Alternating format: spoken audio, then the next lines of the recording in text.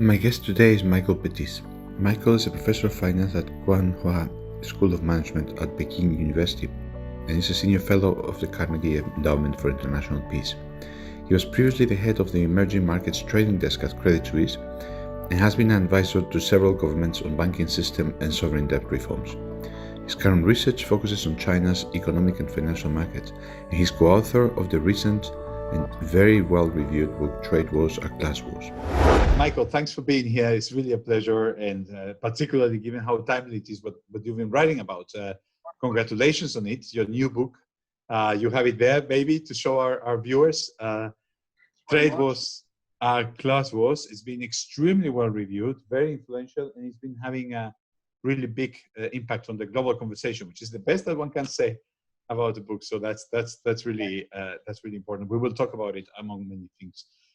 When we talk about with economists here, we don't usually talk a lot about their life paths, but your career path is unusual. So I think it would be good to bring our readers up to speed. You're now from China, which is for starters already pretty exceptional, but you've been doing many things. We're not just sitting in a room writing papers. Tell us about it, if you don't mind. Well, in China, I came here basically. The plan was to come here for 2 years. I left Wall Street. I planned to come here for 2 years. While I was working on Wall Street, I'd been teaching at Columbia University, and I thought perhaps I could use that to teach in China. And I was very lucky. I got an offer from one of the top 2 universities here. But that was in 2002. So obviously it was a lot more than 2 years. So I continued rolling over my contracts with the university and learning more and more about China. Now, I think the thing that you're referring to is that I'm a bit of a music fanatic, and I got very involved in the music scene within Beijing. And I was very lucky to find myself right at the beginning of the birth of this incredible explosion in music, underground music, experimental, composed music. Many people claim that it was born in my club and that my music label became the most important label for the indie scene. So that was really, really exciting. Although I do have to tell you that in the last 3 or 4 years, it's become a little bit more difficult to be an artist in China than perhaps 5 years ago, 10 years ago. Has it also become more difficult to write things and to contribute to the global conversation? Do you feel that change as well? I haven't felt any pressure at all. And I often speak to the dean of the university because, of course, I don't want to get my students into trouble and I don't want to get the school into trouble. And they've been very, very clear. Everything is fine. Now, I was told one of the advantages of teaching at universities like Peking University or Tsinghua University is that this is where the leadership from China comes from. And after nearly 20 years, I have students who are quite senior. And I was told by one of them that there was a member of the party that was really protecting me. I don't really know to what extent that's true or not, but I've personally felt no pressure. I've heard other foreign professors say that they do feel pressure, but that hasn't happened to me yet. I'm also obviously very careful about what I discuss. I talk about the economy. I don't really go into political issues. I think that's not a good idea. So that could be the reason. Mm-hmm. And you haven't been doing any more combining all this policy and academic work with investing. You left that part of your career behind, or you're also still active on that? Yeah, I'm part of the Carnegie think tank here in Beijing, and I do a lot of advisory work, mostly for investment funds, things like that. So it's a typical ex-Wall Street life. Everyone who leaves Wall Street so has a leg in the world of finance. Very good, very good. So an ideal background to discuss all that we want to discuss today. Including the ideas in your book and including China.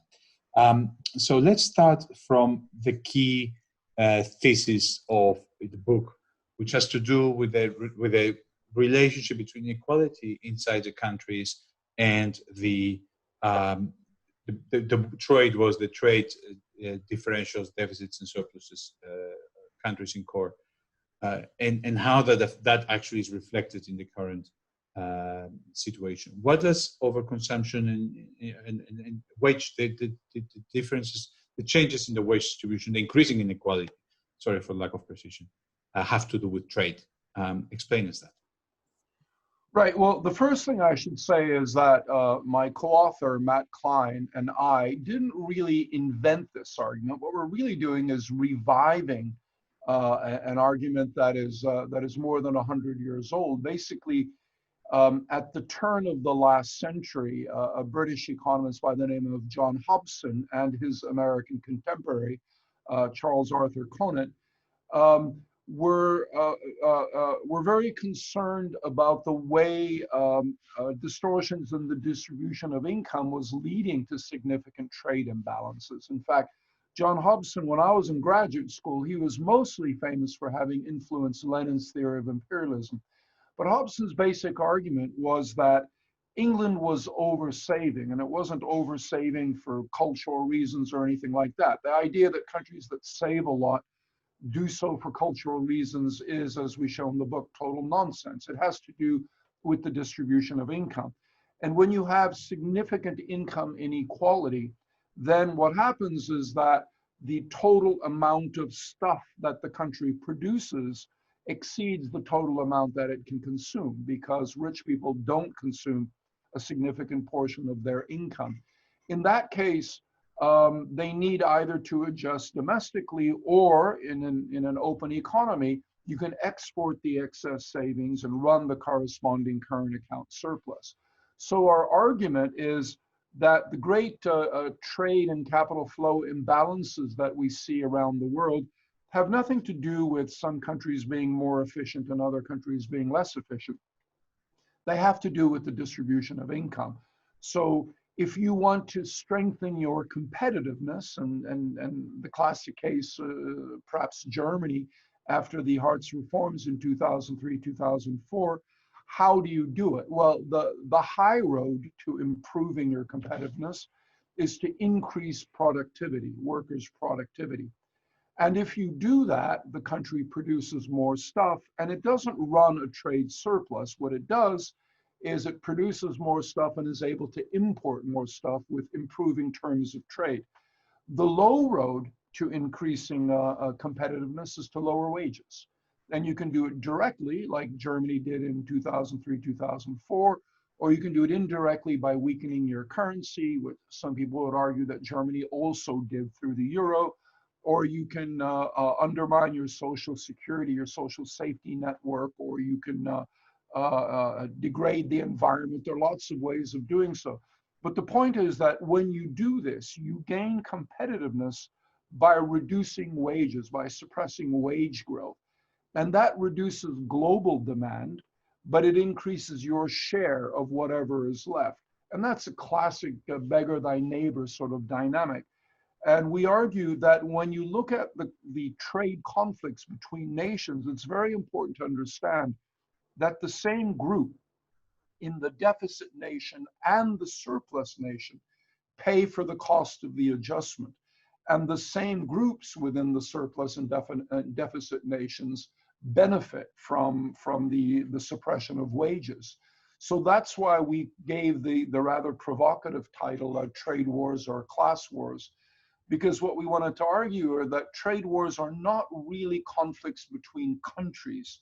They are conflicts between economic sectors that express themselves as imbalances between countries.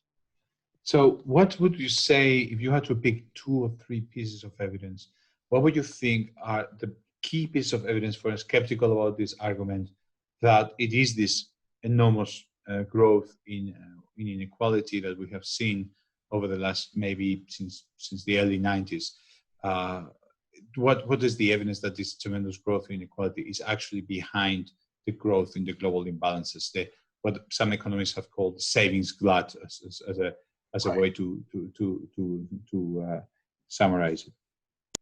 Well, the clearest case seems to be within Europe, the easiest case to point to, because Before 2003, for example, Germany had not large, but they were running trade deficits, and there were problems with employment, et cetera. And so from between 2003 and 2005, Germany implemented a series of reforms, the so-called Hartz reforms, the effect of which was to slow the growth of wages relative to GDP growth. GDP growth didn't pick up. If anything, it slowed a bit, but wage growth dropped to about a third of what it had been before the reforms. So as a result, this is just arithmetic. If wages grow more slowly than GDP, and if wages represent the bulk of household income, then the household share of GDP should contract. And that's exactly what happened. Now, German savings soared during that period, and you will remember the whole series of very silly articles explaining that German savings were high because the Germans are natural savers. They're prudent people, unlike people in Spain who go to the beach and have siestas and spend all their money. But of course, that's not what happened. What happened is that as you slowed the growth of wages relative to GDP, there was a transfer of wealth basically from ordinary Germans to businesses. The household share went down, business profits exploded. And most consumption is household consumption. Business profits are, as you know, 100% savings. Businesses don't consume any of their income. So as you transfer income from ordinary people either to the rich or to businesses, automatically the savings rate goes up, not because people decide to save more, but simply as a function of that transfer of wealth. So German savings, sure enough, soared. Now, the classic supply side theory says that rising savings are a good thing because savings are equal to investment, and as savings go up, investment goes up, and that's how you generate growth. That's true under certain conditions. That was true in the United States in the 19th century. That's true of developing countries, where there is a huge need for additional savings because there are huge investment needs that are constrained by the lack of savings. But in advanced economies today, there's no savings constraint. Interest rates are zero. American and European companies were sitting on huge piles of cash. They didn't know what to do with it. So when you increase the savings rate, that doesn't cause investment to go up. In fact, in Germany, the investment share of GDP went down, not up, as the savings rate went up. So Germany basically went from a position where savings were less than investment to a position where investment went down a bit and savings soared. And so by definition, it ran a huge current account surplus. Now, what happened with all of this exports of savings? Well, it turned out that a number of countries in Europe that had entered the euro with high inflation rates, Spain, Italy, Greece, Portugal, France, you can name all of the countries, there was a massive pouring of German savings into all of these countries. And they all at the same time changed their behavior, which is why the whole idea that there are cultural reasons that explain the shift makes no sense, because they all changed their behavior at exactly the same time, which would be sort of hard to explain that every country's culture changes at the same time. But what ended up happening is that as German savings poured into these countries, there was only two ways these countries could respond. If they were developing countries with huge savings constraints on their investment, then German savings would have caused productive investment to go up. But they're not. They're advanced economies. There's no savings constraint. So therefore, by definition, savings must go down. And you saw in all of those countries, savings collapsed. And there are a bunch of reasons that caused the savings rate to drop. But the point that we would make is that none of this is a coincidence. We saw a policy in Germany that reduced wages in order to make Germany more competitive. And the immediate impact was on Germany's trade partners, which because of the euro had no way of defending themselves. And immediately you saw in all of those countries, huge trade deficits, huge capital account surpluses, driven by a collapse in domestic savings. So there are a lot of other examples, but that example to me is so clear that it's really the best way to explain the process. This very much kind of accounts for all the timing in the euro crisis, indeed.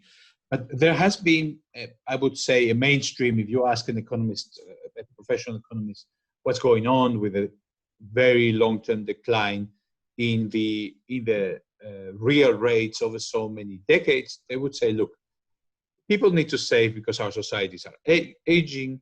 Investment needs are really not very big, because before you needed to build a big factory in order to create a company. Now with the electrons instead of atoms, what you see is that you can create a lot of value with just a couple of computers and a camera.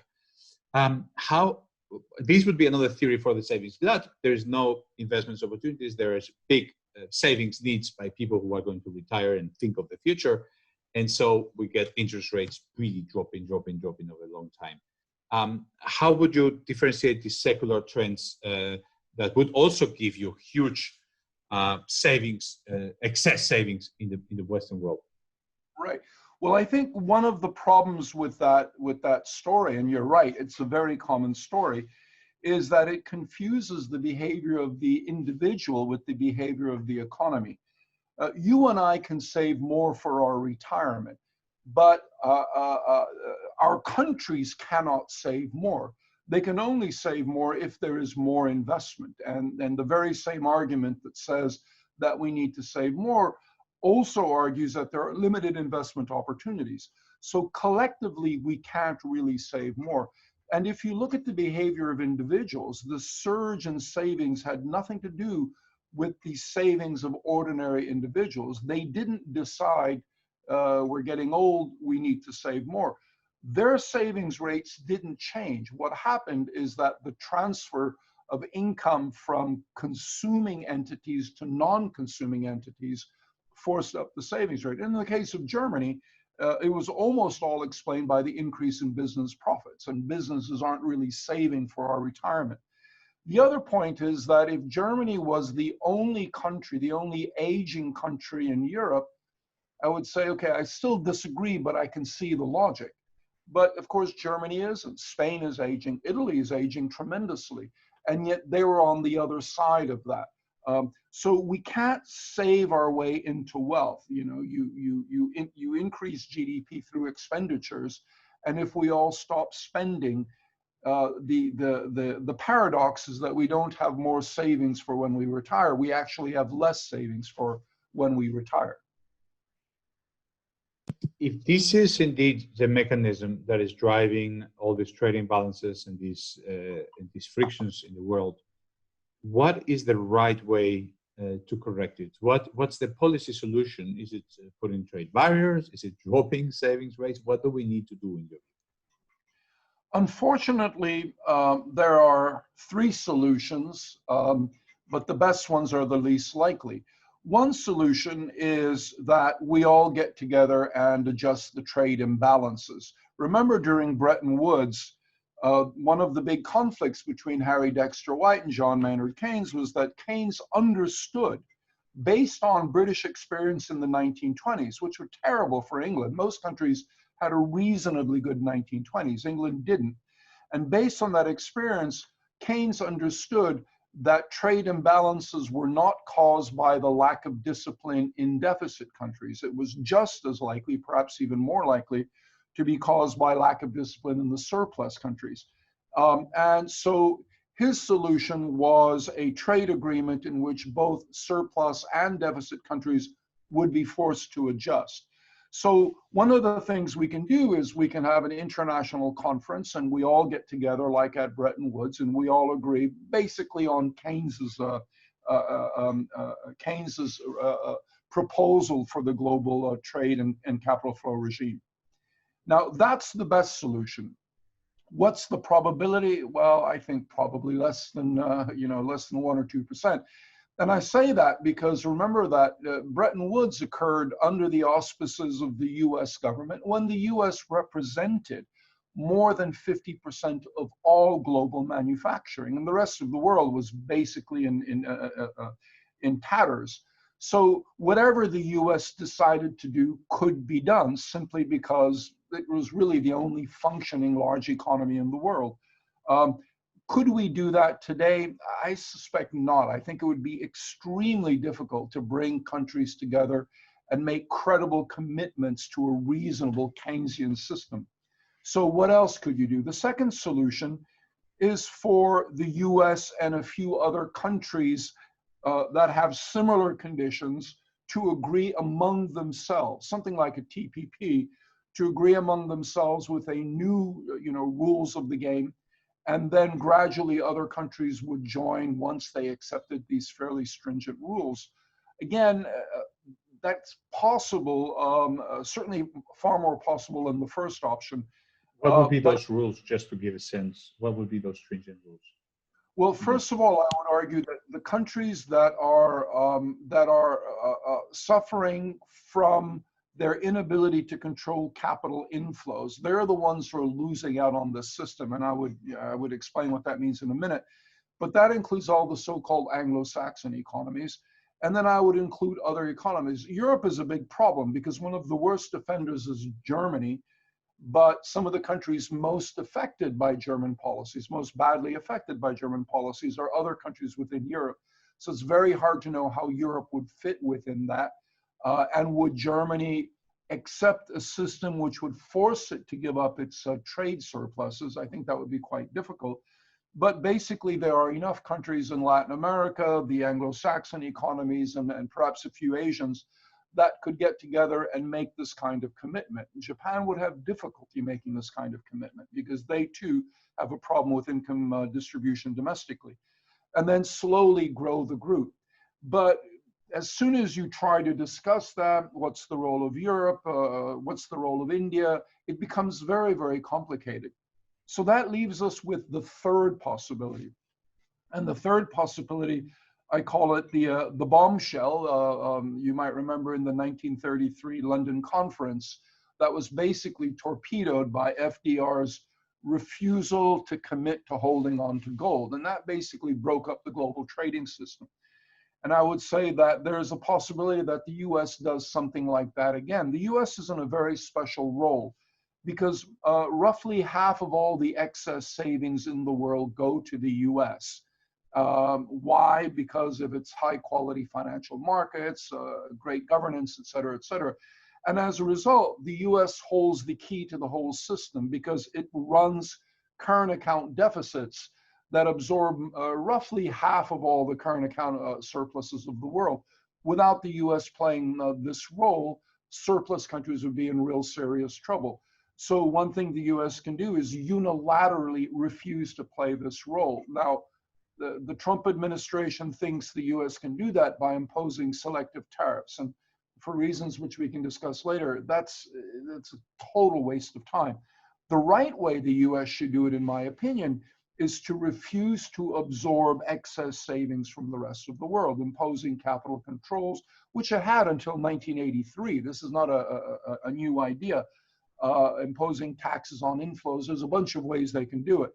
But the US could unilaterally force the surplus countries into adjusting, but it would be very painful for the world. It would be quite destructive, and particularly for countries like Germany, Japan, China, South Korea, other surplus countries.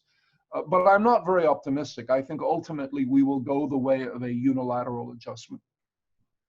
A unilateral adjustment, which would be there could be a fourth option that you don't favor, which would be the tariffs. Tell us why you don't think, you think that's not a good idea, and you think that it's not very likely. It does look like this is part of the way we're going. Right. Well, it sort of depends on, the accounting identity tells us that if you run a current account deficit, you must run a capital account surplus. And the way we typically think of it is it's the trade side that drives the capital side. And one thing we explain in our book is that that's a very obsolete idea of trade. Now, 150 years ago, 200 years ago, England, if it ran a surplus with France because it made textiles more cheaply, that surplus would be financed by English banks or by French gold transfers or something like that. basically the capital account would adjust to the imbalance in the trade account, and the imbalance in the trade account would occur because England was more efficient at producing textiles than France. But that's not the world we live in today. Back then, 90% of all international capital transactions were trade finance. Today, trade finance is a fraction of the international capital flows. International capital flows for a bunch of reasons: reserve accumulation, speculation, changes in debt, currency arbitrage, flight capital, all these other reasons.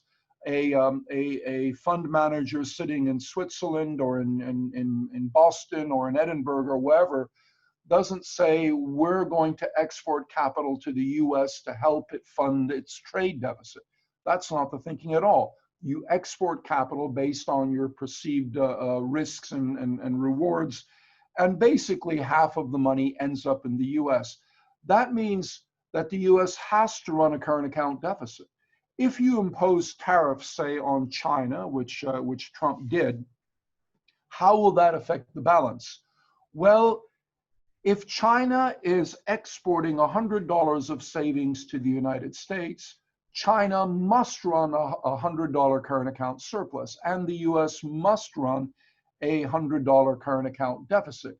Now, let's say you put tariffs on Chinese goods. What will happen? Well, the Chinese surplus with the US will drop, the American deficit with China will drop, but the US still has to run a $100 deficit, and China still has to run a $100 surplus. So all that will happen is that the bilateral imbalances will shift. And you'll notice that's what happened. After the Trump tariffs on China, the US deficit with China did indeed contract, but the US deficit with the rest of the world expanded, exactly as it should.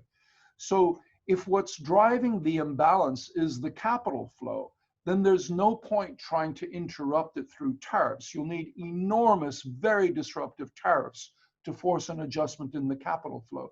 It's much more efficient and much less damaging to trade to force the adjustment on the capital side, to say simply that you cannot export unlimited amounts of unwanted capital into the US financial markets. We'll put a restriction on that, and then trade will fix itself. It seems there is an obvious alternative, which you also have discussed, which is that we don't have that huge excess savings because we don't have as much inequality. Is that not another solution? Kind of measures that could sharply reduce within country inequality. Absolutely. In fact, this is one of the reasons why the whole offshoring debate is idiotic. If a company moves its manufacturing to China, that's not bad. That's exactly how trade is supposed to work. If China is more efficient in producing whatever it is that that company manufactures, then it should move to China.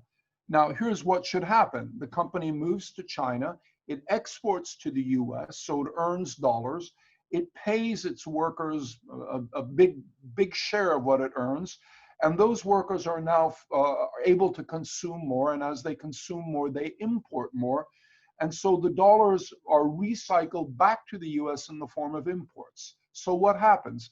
The US loses a less efficient business, and its more efficient businesses export more, and the US is better off and China is better off. That's how trade is supposed to work, but that's not how it works today.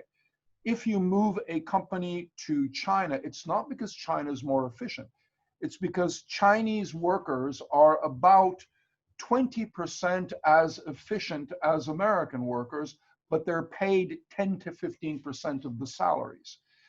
So you move your manufacturing to China simply to take advantage of lower wages. Now, because the Chinese are paid such a small share of what they produce, it's not that they're paid less. What matters is the relationship between what they're paid and their productivity. So if their productivity is a fifth, they should get paid a fifth, but they're not. They're getting paid maybe a sixth or a seventh. And as a result, the Chinese are no longer able to recycle those dollars back to the US in the form of imports. So how do they recycle them? They recycle them in the form of exports of capital, purchasing US assets.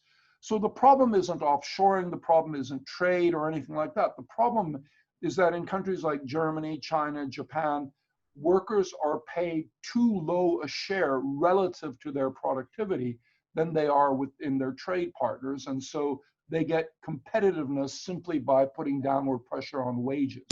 And that, we argue, has to stop. You have to force these countries to raise domestic wages. But as long as they can offshore the consequence of the imbalance, then there's no pressure on them to do so. If Germany became a closed economy, then they would have a huge problem because they are unable to sell everything they produce domestically.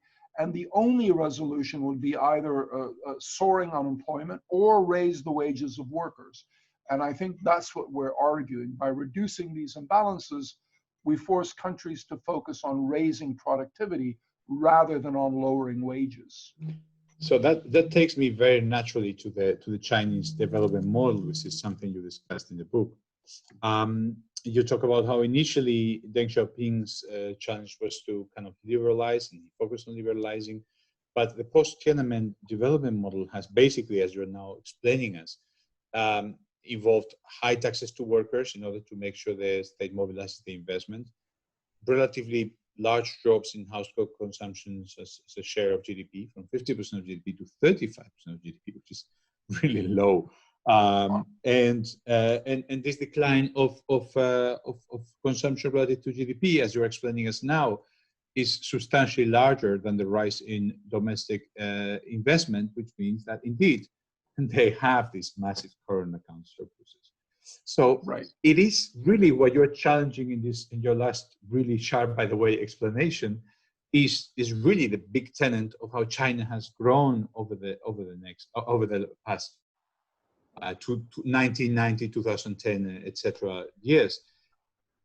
Is it possible to do this, to really reverse this development model and go towards a consumption-driven, higher wages, lower taxes, bigger shares going to the workers' model?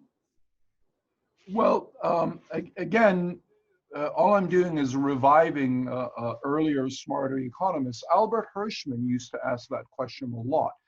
And his answer was, when you have a very successful development model, it reaches the stage where that model no longer works and you have to shift to a new model. But you never do. And his explanation is because the constituencies that benefited disproportionately from that model become extremely powerful and they prevent a shift in the model. The important point is, whenever I get into debates about Chinese models, people either insist that either the Chinese model is a terrible one or it's a great one. And what I teach my students is there's no such thing as a good model or a bad model. There is a model that works under certain specific conditions and doesn't work under a different set of conditions. So the Chinese model repressed the household share of GDP.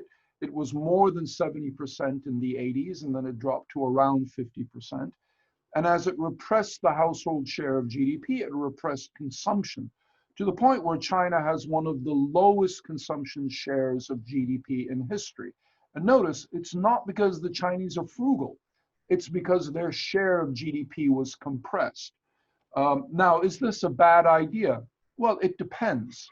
In the 1980s, after 5 decades of anti-Japanese war and civil war and Maoism, China was hugely underinvested for its level of development. It had 4 airports in the entire country. It had no subways, few highways, no factories or really crappy factories, et cetera, et cetera.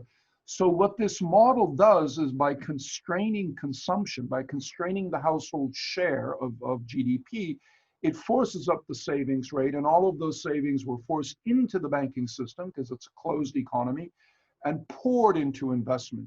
And in those days, China needed investment so badly that you didn't need a sophisticated process of identifying investment. The joke was you could throw money at anything and it would grow.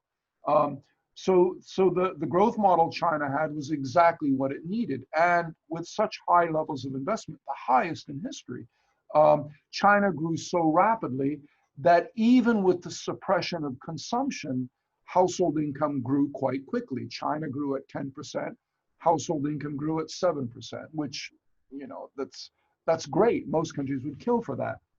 So when does this model stop being useful? It stops being useful when you've caught up to the level of investment that is appropriate for your level of development. When did that happen? I think probably in the late 90s, other people say in the early part of the last decade, whenever. When that happens, what you should do, according to Hirschman, and I agree, is you now need the radical institutional reforms that allow you to raise your optimal level of investment. But that's really tough to do. And in China, they came to that realization probably around 2006, 2007. Then Premier Wen Jiabao gave a very famous speech in 2007 saying, we know we have a huge imbalance problem. What we will now do is we will rebalance income within the economy. It didn't happen. The next 5 years, the imbalances got worse. But to me, what's interesting is that around 6 months to a year after that famous speech, for the first time, we started to see the phrase vested interests in the Chinese press. Before that, there was no conflict between the elite and Beijing, but as soon as Beijing talked about rebalancing, we saw this huge conflict emerge, and they've had real trouble rebalancing because rebalancing is really quite simple. If the reason consumption in China is so low a share of GDP is because household income is a low share, then the solution is increase the household income share. The problem is if I increase my share, I have to reduce your share. And who are you in the Chinese context? The local elites and the local governments. And they're very, very powerful. So it's been extremely difficult to do that. But China knows it must do that. If it doesn't do that, debt, either growth collapses or debt, you know, soars to the ceiling. And China has had the highest growth rate in debt of any country in history in the last 5 or 6 years. So they know they have to do something, but it's quite tough to pull it off. So people generally think that when something is unsustainable, it eventually will stop. And we have two developments, at least, leaving Europe for a little bit later that seem unsustainable. The first one is the one you're talking about, the huge increase in debt that we have seen in China. But the other one is the way the U.S. institutional deterioration, compounding with the expansion in monetary policies and the budget deficits, is potentially causing a loss of confidence in the U.S., which could also stop all this flow towards the U.S. of savings. You're completely. Let's start with the second. You're completely. You've expressed in the past your view that this is not a risk, that the US is not, the dollar is not going to stop being appetizing, that the US is not going to stop receiving these huge excess savings. Why do you not worry about that? Why do you not think the US, you know, institutions matter, politics matter, and the US, to many from the outside, doesn't feel very solid and very stable as a recipient of savings when we see our TVs and things like, you know, the way that the institutions are working, the presidential system is working? Well, I think, you know, we've seen this before. We forget that the US has gone through these terrible periods like in the 1970s. And yet, after the 1970s, we saw a huge increase of inflows into the US. And I would argue that's because the US plays a role that the world needs. In a world of insufficient demand, and in a world in which we all try to achieve competitiveness by lowering wages, you will see rising income inequality, and rising income inequality means weak consumer demand, which means weak investor demand. In a world of weak demand, what we all want is to take a bigger share of global demand. What we all want is to export our way into demand. And the US is the only country capable really of playing that role to a large extent. It's not the only country. I would argue that it's not a coincidence that from the 1970s onwards, something has happened which trade theory tells us is impossible, and that is countries have run large persistent deficits. In the case of the US, for 5 decades. In the case of England, the same thing. In the case of Australia and Canada, they've been running deficits for most of that period. Every once in a while, when commodity prices soar, they'll run a small surplus, but they're basically all deficit countries. Now, what's the reason? I would argue that they all share something in common. They share very high quality financial markets. They're all marketized economies with very deep and liquid financial markets, bond markets, and very high quality governance. So as a result, almost half of all of the savings in the world ends up in the US, and of what's left, more than half ends up in those other three countries. Then I would say that's not a coincidence. Those countries don't need savings, right? Some people say, yes, they do because their savings rate is so low. And I argue, no, their savings rate have to be low if there's money coming into these countries. If money comes into the US, either investment goes up or savings goes down. And investment isn't going up. If anything, investment's weakening. So savings must go down. And there are several mechanisms that can drive that. So what I would argue is that people are not lending to the US on a discretionary basis. It's not because the US, you're running a current account deficit, you're running a fiscal deficit. We know you need the money. We trust you, we'll give you the money. That's not what's happening. If that's what were happening, then when more money comes into the US, it would be because US interest rates are going up.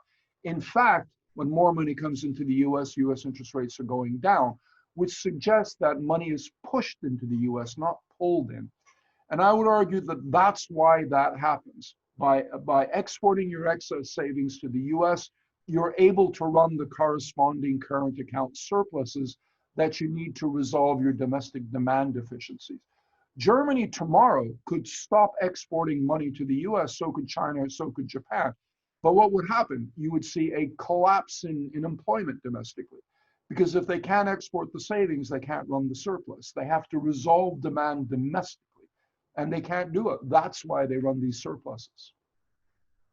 But if people are pushing savings into the US because the US is a safe location and it gives them confidence and it's a safe asset, why are you not worried that current developments people could start losing faith in the dollar as a safe haven, and they could start losing faith in the US as a place to park their savings? Why are you not worried about that?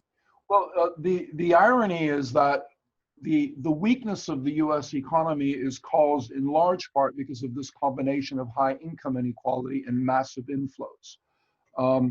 There have been a number of really interesting papers that are now sort of putting flesh on this idea. And if this were to stop happening, the US economy would immediately adjust in the positive way. One of the points that people forget is that it's not that the US needs foreigners to acquire all of the debt that's being generated in the US. It is that if money flows into the US, the US has only two ways to adjust. That's three ways. One way is investment to go up, but clearly the US isn't savings constrained. So there's only two other ways it can adjust. One is with a rise in unemployment, which of course neither the Fed nor the Treasury want to see. The other way is with the rise in household debt or in government debt. So the surprising thing here, and this is what Adam Tooze really pointed out about the book, the thing that surprised him the most, is this idea that the US cannot control its savings rate as long as it has an open capital account. And what that means is that when money comes into the US debt immediately grows. So if the growth of US debt is what undermined confidence, as confidence is undermined and less money comes into the US debt stops growing. And so confidence is restored and money comes back in again, and we're caught in this cycle. Okay, so if the US is not going to be the way these things are going to adjust, things will suddenly get to a sudden stop. What about China? I mean, you're saying, well, China has a very clear diagnosis of the need to start having a more consumption-driven model. They've been thinking about it for a long time, and yet these imbalances keep growing. So could this suddenly come to a sudden stop? Could there be a real sharp correction? I think it was Keynes who said things don't change for a very long time until they suddenly change much faster than you think. Is this something we could be expecting or not? Well, it might have been Rudiger Dornbusch who said something like crises take much longer. It was Rudiger Dornbusch. It was. And they turn out to be worse than you thought. I don't think we're going to have a crisis in China. And the reason I say that is because a sudden stop or a crisis is really a balance sheet problem, right? You have a mismatch between your assets and your liabilities, and then you have a tightening up of liabilities. You can't liquidate your assets quickly enough to serve your liabilities, and the whole thing comes collapsing. I would argue that financial crises aren't caused by insolvency, they're caused by balance sheet mismatches. And if you look at the balance sheets in China, they're terribly mismatched. They should have had a crisis years ago. But I've always argued that they won't, and they probably never will. And the reason is because as long as the banking system is closed, or largely closed, and which it is, and as long as the regulators are all powerful, which they are, and credible, which they still are, then they can restructure liabilities at will. You never have a liability mismatch because when liabilities cannot be turned over, the government steps in and forces a restructuring of the liabilities. This is how it works in China. So does that mean they won't have a problem? No, because the problem of too much debt, in my opinion, is not that you might have a crisis. The problem with too much debt is that it always results in the future in much slower growth. One way the adjustment can take place is in the form of a crisis. But there are countries that didn't have debt crises. Japan never really had a debt crisis. It never had a debt crisis. It had instead 2 or 3 decades of zero growth, where it went from 17% of the world to 6 or 7% of the world. The Soviet Union never had a crisis. It went from 15% of the world to 4 or 5% of the world. So I would argue that not having a crisis in the short term is better, but in the long term may actually be worse economically, not politically. And I think that China is more likely to follow the Japanese route than say what happened to Brazil or some of the other countries.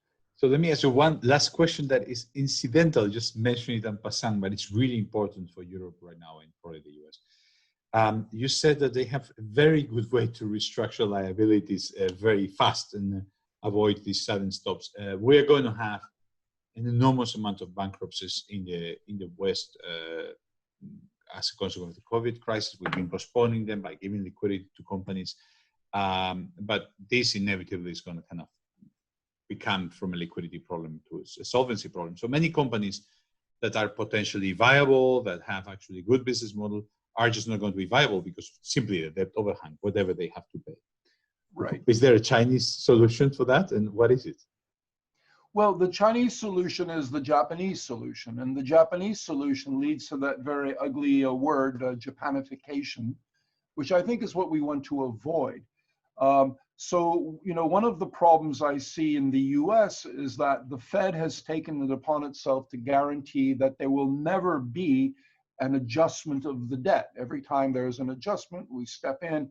And Minsky said that all you do is you increase riskiness in the system until eventually you can't step in. And we really don't want to find out if that's true or not. And it's the same thing in Europe. I think the solution to Europe, the solution to the US, the solution to a lot of countries, there's lots of solutions.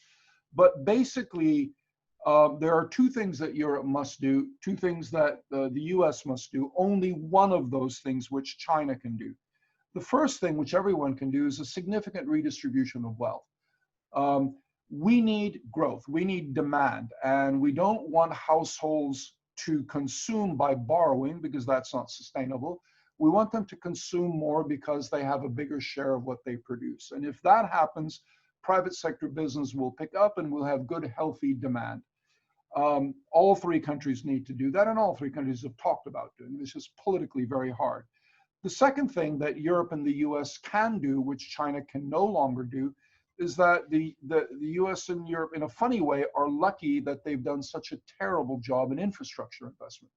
Because the truth is, we have lots of opportunities to increase the value of our economy by fixing our roads. And just in New York City, the cost of potholes in the street is enormous. If you repair the potholes, the economy, the improvement in the economy is really, really significant. Now, some people say that's a problem because it takes debt to do that. It's not a problem. If you borrow $100 and you improve the value of the economy by $120, your debt's gone up, but your debt burden's actually gone down. You're richer. You're better able to handle the debt. So I would argue that that's really what needs to be done. The problem is, aside from the political problems of doing these, is let's say you're France and you say enough is enough. We're going to raise wages. We're going to redistribute income back down to the workers. Can you do it? No, not really, because as you do it, the bulk of French demand will bleed out. Other countries will benefit from the increase in French demand. You'll see an expansion in the French current account deficit, and so they will pay 100% of the cost, but they'll share the benefits with the rest of the world. This is the whole argument that you must become more competitive. You can't become less competitive. And I would argue that this is true as long as we allow in this hyper-globalized system for all of the benefits to flow out. I say, go ahead and impose more capital account restrictions than trade restrictions. Now, by the way, one thing that Keynes and Harry Dexter White both agreed on is that there is no justification for unfettered flow of capital. This is a very modern idea. They were completely opposed to it. And I think perhaps we should rediscover why they thought free capital flows were such a terrible idea. Thanks very much, Michael. It was really, really fascinating. I just stayed thinking of how Keynes, his 3 or 4 interactions with the US and trying to set up a better world system was always disappointed in the 1918 all the way to 1945. So I hope now we can actually find out those solutions to the global system. Maybe we have an opportunity given this big global imbalances. Thanks, really, really insightful and very clear. Thanks for your time. Thanks very much, Luis. All right. Bye-bye. Bye-bye.